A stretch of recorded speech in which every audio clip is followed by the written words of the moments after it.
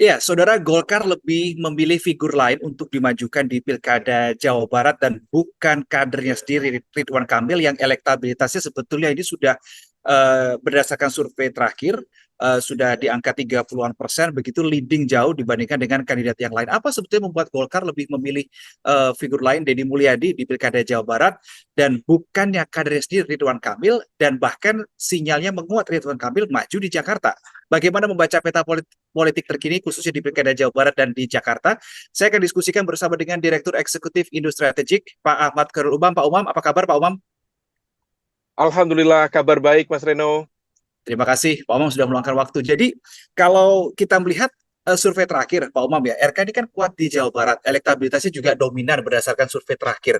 Nah, ini memang yang tahu alasan sebenarnya hanya internal Partai Golkar dan mungkin Kim ya. Tapi kalau dugaan Anda, kenapa Golkar di Pilkada Jawa Barat itu justru cenderung mendukung figur yang lain? Ya, terkait dengan konteks Jawa Barat ya, begini, ini Jawa Barat dan Jakarta memang diperlukan trade-off. Karena bagaimanapun juga dalam konteks DKI Jakarta, memang Koalisi Indonesia Maju itu tidak banyak memiliki alternatif nama yang sekiranya sepadan untuk mampu bertarung secara equal, secara kompetitif menghadapi Anies Baswedan, yang secara elektoral juga memiliki basis yang cukup memadai di Jakarta ini sendiri. Nah, maka kemudian dibutuhkan trade-off. Beberapa waktu lalu memang ada sinyal yang cukup kuat dari Golkar untuk memasang Ridwan Kamil untuk tetap di Jawa Barat. Tentu ada cukup banyak faktor. Salah satunya eh, kontestasinya memang tidak mudah. Kalau misal kemudian Jawa Barat ditinggalkan konteks ini, dalam konteks ini RK kemudian dikirim oleh Golkar ke Jakarta, maka konsolidasi kekuatan Golkar yang kemarin memberikan kontribusi elektoral yang cukup signifikan dari Jawa Barat itu akan buyar. Kemudian Jawa Barat akan menjadi ladang pertarungan baru yang kemudian akan membuka ruang bagi kekuatan-kekuatan yang lain di luar Golkar kemudian mengambil peran jauh lebih signifikan. Tentu konsolidasi dari Gerindra, kemudian PKS, termasuk juga partai-partai papan tengah akan semakin kuat di sana karena ketiadaan sentrum kekuatan besarnya. Oke, artinya apakah bisa dimaknai ada kekuatan politik tertentu, parpol tertentu yang mau mencoba menanamkan investasi politiknya di Jawa Barat untuk investasi 5 tahun mendatang? Karena 2029 kan juga akan ada pertarungan lagi. Artinya apakah Anda mengarah ke sana? Ya, memang masing-masing mencoba untuk menghitung potensi kemenangan. Karena bagi Golkar, kalau misal kemudian Ridwan Kamil diajukan di Jakarta, itu seolah kemudian garansi untuk kemenangannya itu harus diikhtiarkan lebih. Sementara kalau misal kemudian di Jawa Barat, tentu dengan akar yang lebih kuat, kemudian sentimen kedaerahan yang lebih terbuka, itu memang kemenangannya jauh lebih terbuka. Nah, ini yang kemudian mencoba dihitung. Di satu sisi Golkar mencoba untuk memaintain kekuatan di Jawa Barat, di sisi lain partai-partai yang lain tentu juga berkepentingan. Misalnya, bukan hanya Gerindra dengan Deddy Mulyadi, yang juga alumni dari Golkar sendiri sebenarnya, tetapi juga partai-partai yang lain seperti PAN. PAN itu punya list yang cukup banyak, mulai dari Desi Ratnasari, kemudian Mas Bima Arya, dan itu menjadi hal yang juga menjadi cukup clear kalau misal kemudian kemarin Pak Zulkifli Hasan ketua umum menjadi yang terdepan dalam upaya untuk mengusung Ridwan Kamil untuk datang ke Jakarta. Maka kalkulasi kepentingannya tidak jauh berbeda. Nah, sementara di saat yang sama ada semacam generational gap di dalam Golkar. Karena bagi teman-teman Ridwan Kamil itu seperti mualaf dalam keanggotaan di Golkar.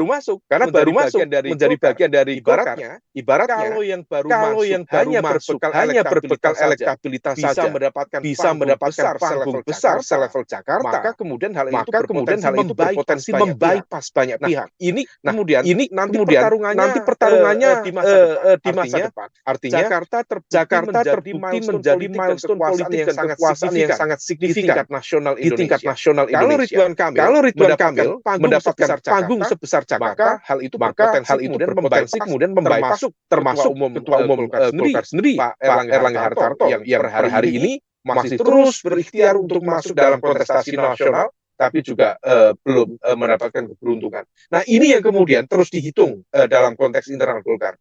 Tapi per hari ini, lagi-lagi Kim tidak memiliki alternatif nama yang cukup signifikan, yang cukup sepadan. Itulah kenapa kemudian terakhir kemarin informasi Pak Ahok misalnya mendapatkan info dari Bapak Alun yang sudah mundur.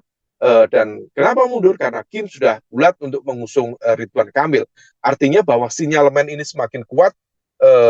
Kim mencoba membulatkan tekad untuk mengusung nama Ridwan Kamil. Siapa tokoh keduanya tentu masih dinegosiasikan. Kira-kira demikian, Mas Reno. Tetapi Golkar ini akan dirugikan tidak, Pak Umam, dengan tidak mengusung RK di Pilkada Jawa Barat dan sinyalmen kuatnya lebih maju di Pilkada Jakarta? Tentu semua bergantung pada gentleman agreement dari masing-masing kekuatan politik itu. Kalau misal kemudian RK diletakkan di Jakarta, maka tentu harus dihitung seberapa all out koalisi Indonesia Maju untuk memenangkan RK di Jakarta. Kalau misal kemudian itu bisa dilakukan, tentu semua dengan kalkulasi yang sangat rigid ya, mulai dari infrastruktur politik, termasuk infrastruktur non politik, diakui atau tidak. Pengalaman dari pemilu 2024 kemarin menegaskan pada bahwa ada infrastruktur non politik yang memiliki impact sangat besar terhadap dinamika politik. Tidak perlu dijelaskan modelnya apa. Termasuk juga kemudian kekuatan logistik. Nah, semua itu kemudian memberikan impact sekaligus juga keyakinan pada Golkar untuk menghitung ulang apakah kemudian mereka diuntungkan ataukah dirugikan. Kalau misal kemudian menang, tentu itu menjadi keuntungan besar bagi Golkar. Karena kita tahu Jakarta itu wilayah dengan keistimewaan luar biasa. Tidak perlu ada pilkada di level kota, semuanya penunjukan dan dengan APBD yang luar biasa, 85 sampai 87 triliun. Mas Reno bisa membayangkan, 87 triliun itu berapa kementerian digabung menjadi satu. Artinya cukup besar. Dan meskipun nanti ibu kota akan bergerak ya dari Jakarta ke IKN Nusantara, tetapi yakinlah center of gravity secara ekonomi dan politik tetap Jakarta. Nah, ini yang kemudian tentu akan menjadi basis kalkulasi Golkar. Mana yang memungkinkan untuk mendapatkan keuntungan besar, mana yang kemudian nanti bisa di trade off-kan. Nah, apa yang dilakukan oleh Golkar tentu mencoba untuk bernegosiasi. Salah satunya melakukan trade-off dengan Gerindra, misalnya di Jawa Barat.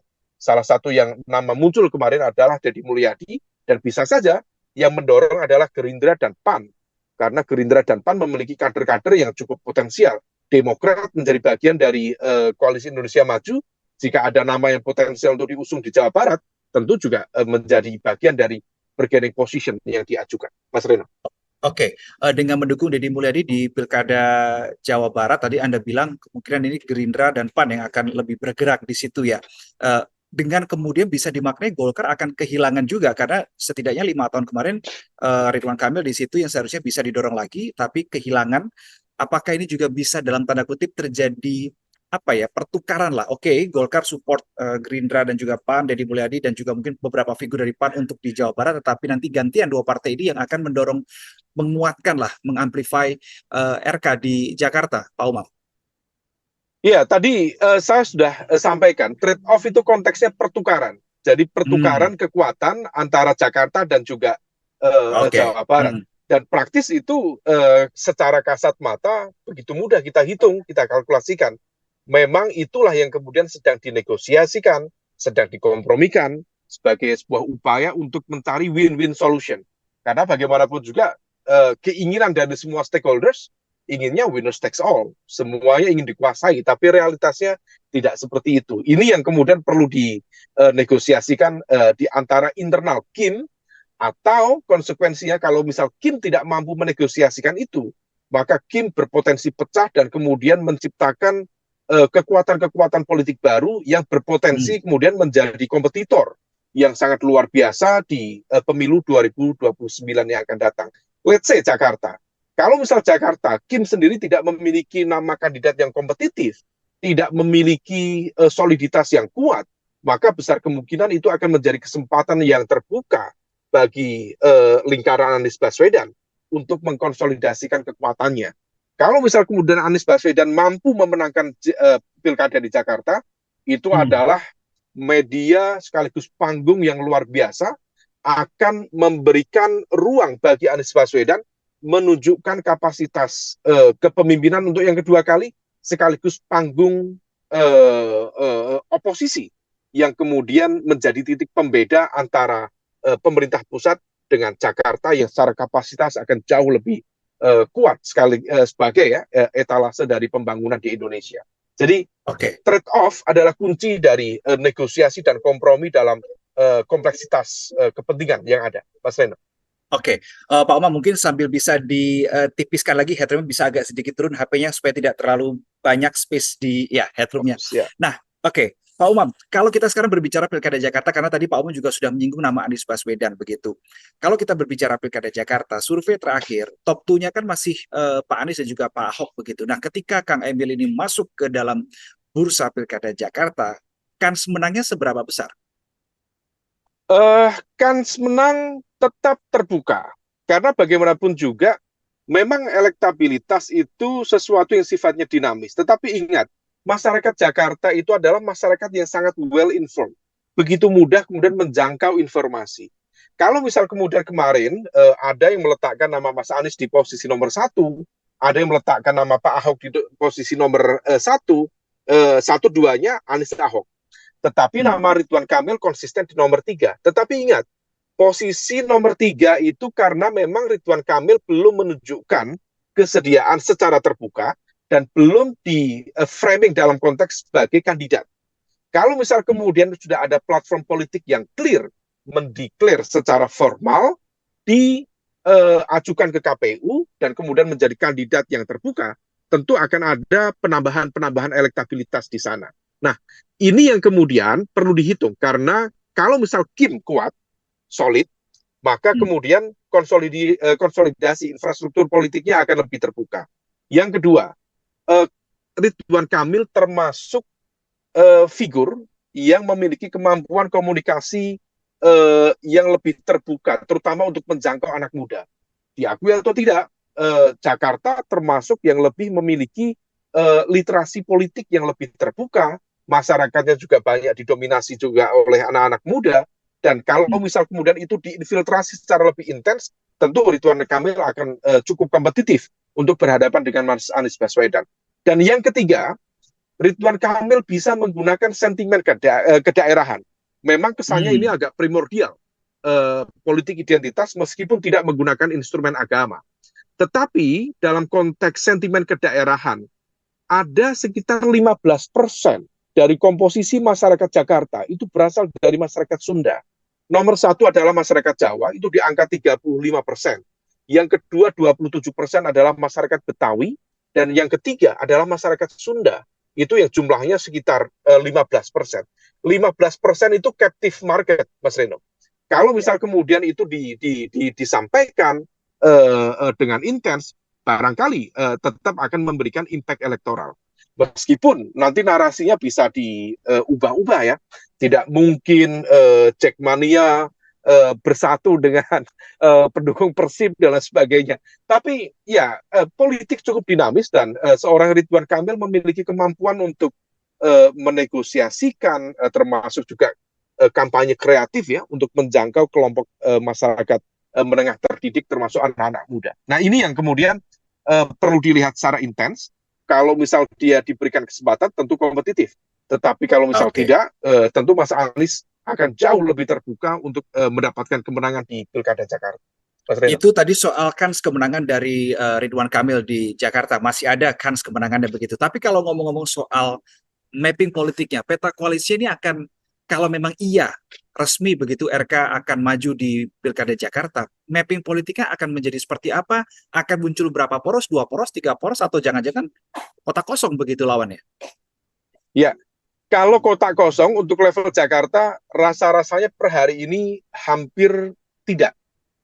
Karena setidaknya sudah ada 2 poros besar yang cukup solid. yang perlu kita antisipasi adalah apakah memungkinkan terjadinya poros ketiga.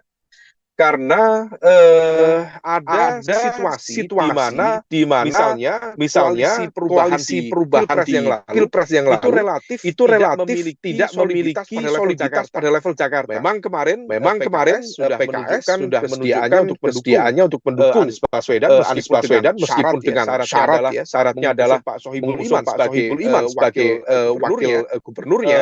Kemudian Nasdem tampaknya juga sudah menunjukkan dukungan, tetapi di saat yang sama PKB menunjukkan gelagat tidak memberikan dukungan kepada pasangan aman, Anies Sohibul Iman. Dan satu lagi, kalau misal pemerintahan yang akan datang di bawah kepemimpinan Prabowo Gibran akhirnya menggunakan hak vetonya kepada Nasdem untuk tidak memberikan dukungan kepada Anies Baswedan, maka kemudian pecah kongsi di dalam internal Anies itu berpotensi terjadi. Nah, ini yang kemudian perlu diantisipasi betul, terutama oleh Mas Anies ya dan lingkarannya, untuk memastikan supaya kemudian tidak terjadi perpecahan. Karena kalau misal kemudian terjadi perpecahan, ini skemanya seperti mencoba untuk menghilangkan potensi tiket maju di pilkada bagi Anies Baswedan. Nah, tapi kalau misal kemudian let's say bagi PKS dan Nasdem masih tetap solid, dan potensi solid itu ada, Nasdem untuk memberikan dukungan kepada Anies Baswedan ada. Terutama kalau Kim mengusung nama Ridwan Kamil. Dinamika di Pilpres yang lalu menunjukkan bahwa Nasdem tampaknya memiliki luka politik yang belum selesai dengan Ridwan Kamil. Sehingga beberapa kali namanya ketika muncul mendapatkan veto dari Nasdem untuk tidak diajukan dalam kontestasi tersebut. Artinya kalau misal kemudian Kim akhirnya mengusung Ridwan Kamil, maka itu sudah cukup bagi Nasdem untuk mengatakan secara diplomatis kepada pemerintahan baru, yang mana Nasdem ingin masuk di pemerintahan baru untuk tidak memberikan dukungan kepada calon gubernur di Jakarta yang diusung oleh Kim. Nah, yang menjadi hitungan lebih detail adalah apakah PDIP, termasuk juga kemudian dalam konteks ini PKB, memungkinkan untuk bersatu, bernegosiasi, membentuk poros ketiga. Karena bagaimanapun juga PDIP per hari ini agak dilematis posisinya. Di satu sisi bergabung di Kim, tentu ada ego yang tidak mudah terselesaikan. Kalau bergabung ke sisi kanan, tentu ada ideological resistance yang tentu bisa diperdebatkan di internal, termasuk juga berpotensi menggerus basis pemilih loyalnya. The only one yang memungkinkan untuk negosiasi adalah bersatu dengan PKB di Jakarta. Yang secara ideologis oke, secara elektoral juga oke, PKB mendapatkan 10 kursi, kemudian PDIP masih memiliki sekitar 15 kursi. Artinya threshold-nya sudah terlampaui, dan yang terpenting tentu itu bisa menyelamatkan muka bagi PDIP, karena PDIP itu selalu menjadi imam dalam kontestasi pertarungan di Jakarta. Belum pernah PDIP menjadi makmum. Nah, kalau misal kemudian di sini kemudian akhirnya PDIP di corner, tentu itu akan menjadi catatan sejarah. Tapi kalau PDIP bisa meyakinkan PKB, tentu itu akan betul-betul menyelamatkan langkah PDIP sebagai partai yang memiliki pride dan prestis yang tinggi, terutama dalam kontestasi di level Jakarta. Mas Reno. Oke, Pak Umam, terakhir membahas soal Kang Emil yang OTW ke Jakarta ini. Jadi kalau memang misalnya RK ini ingin menang di Pilkada Jakarta, memang kita figur nomor 2-nya masih belum tahu. Tetapi setidaknya karakteristik seperti apa yang sebaiknya dipasangkan dengan Kang Emil di Jakarta?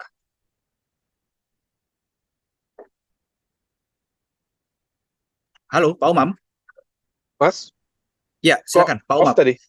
Oke, jadi ketika memang nanti Kang Emil beneran maju di Pilkada Jakarta, figur Bacawagum seperti apa yang sebaiknya dipasangkan dengan Kang Emil?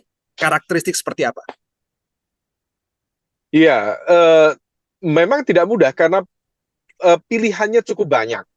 Yang terpenting, yang paling pasti adalah calon wakil gubernur yang memiliki insentif elektoral yang menambah kekuatan elektabilitas Ridwan Kamil itu sendiri. Nah, maka sejumlah informasi spekulatif muncul, misalnya informasi ada skema koalisi Indonesia Maju Plus di Jakarta. Plusnya itu siapa? Apakah PKB? Ataukah Nasdem? Ataukah malah PDIP sendiri? Itu masih misteri. Tetapi kalau misal kemudian kebutuhan yang dipasangkan untuk Ridwan Kamil, kalau misal kemudian memungkinkan merepresentasikan elemen kedaerahan, terutama dari sisi kebetawian, tentu itu akan jauh lebih impactful. Nah, dari sisi itu barangkali partai-partai politik tidak memiliki stok banyak, tetapi dari para aparatur sipil pemerintahan yang ada di Pemprov tampaknya cukup banyak dilakukan. Tetapi kalau misal kemudian inginnya menunjukkan soliditas kekuatan koalisi, tentu koalisi kedua ini yang kemudian diharapkan bisa memperkuat. Per hari ini salah satu yang sering muncul adalah nama Kaisang. Karena bagaimanapun juga Kaisang partainya untuk level Jakarta cukup cukup memadai. Dia mendapatkan 8 kursi di Jakarta dan itu cukup memadai untuk di-exercise sebagai bagian dari kekuatan di Jakarta. Dan di saat yang sama, yang diharapkan oleh partai-partai politik yang lain, kalau misal Kaisang itu diajukan, ya rumusnya sama dengan Pilpres. Biasanya kalau anaknya diajukan tuh orang tuanya lebih serius itu untuk memenangkan itu. Nah ini apakah rumus di Pilpres masih sama atau tidak? Wallahu alam. Tapi naga-naganya teman-teman di partai menunjukkan greget dan juga gelagat dan juga arah strategi yang serupa. Kira-kira demikian, Mas Veno. Oke, baik, kita masih menantikan gimana nih nanti hasil akhirnya seperti apa, hasil resminya juga seperti apa, karena bagaimanapun hasil resmi yang bisa kita ketahui ya pada saat pasangan itu didaftarkan di KPU. Terima kasih Pak Umam untuk waktu dan juga informasinya. Kita nanti akan sambung di sesi berikutnya. Dan saudara, itu tadi sedang viral untuk edisi kali ini. Kita jumpa di tema berikutnya. Saya Rino Reksa, salam BCTV.